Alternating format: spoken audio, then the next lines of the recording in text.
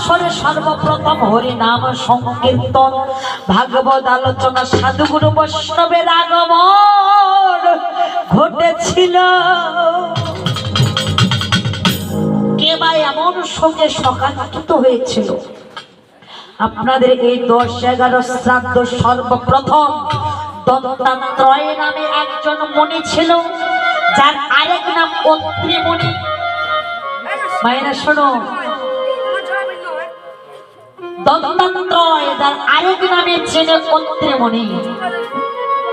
এই মণিপুত্র নিমি, এই মণিপুত্র নিমির সর্বপ্রথম শ্রাদ্ধ বাসরে হরি নাম সংকীর্তন ভাগবত আলোচনা করা হয়েছিল না কেন?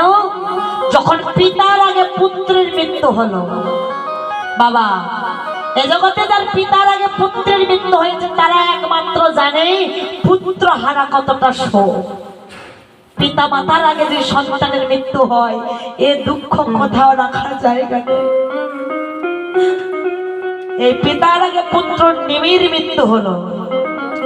এই নিমিরাজের যখন মৃত্যু হয়ে যায়, তার পিতা পুত্রহারা শোকে, পুত্রহারা শোকে এবার কাতর, তার ধ্যান তপস্যা সবকিছু ভুলে যাচ্ছে।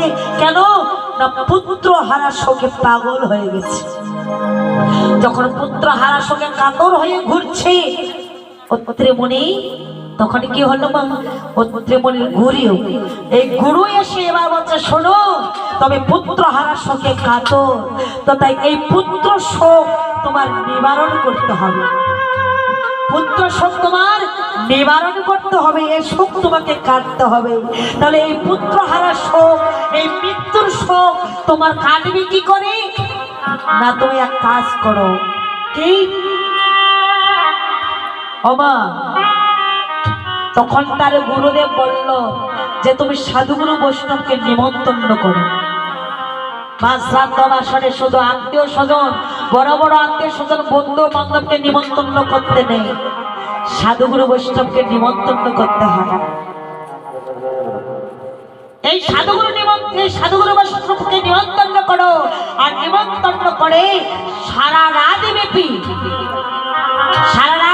ভাগবত আলোচনা, কৃষ্ণ কথা, হরিগুণ কীর্তন করা হবে।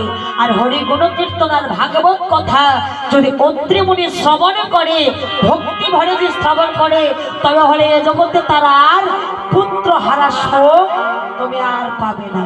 তবে পুত্র হারা শোক তুমি ভুলে গিয়ে কেবলই মাত্র কৃষ্ণ নামে তুমি ধাপিত হবে। জয় জয় রাধে গোবিন্দ।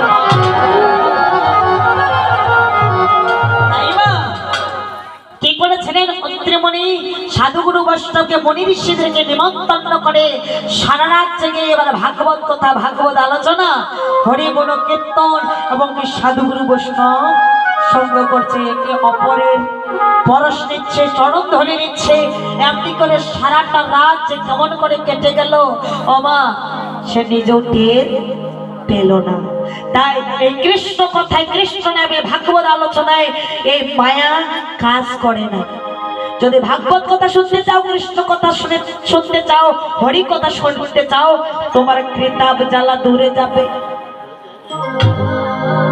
তোমার কৃতাব জ্বালা দূরে যাবে। কেননা যতক্ষণ তুমি সঙ্গ করবে, যতক্ষণ তুমি হরিগুণ কীর্তন করবে, ততক্ষণ তোমার কাছে মায়া কাজ করবে না। কথা বোঝা যাচ্ছে? মায়া কাজ করবে না। এই মুহূর্তে ভাবুন তো, এই মুহূর্তে কারো কি বাড়ি গাড়ির কথা মনে পড়ছে?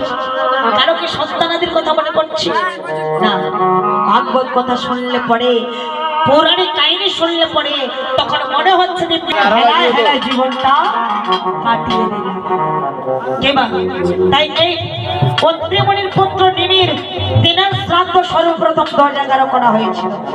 এই 10-11 শ্রাদ্ধ থেকেই আপনাদের এই শ্রাদ্ধ বাসরে হরিগুণ কীর্তন এবং কি কৃষ্ণ কথার শ্রাদ্ধর প্রচলনটা সেই নিমিরাজ থেকেই এসেছে। জয় জয় রাধে গোবিন্দ প্রেমানন্দে একবার হরি হরি বল।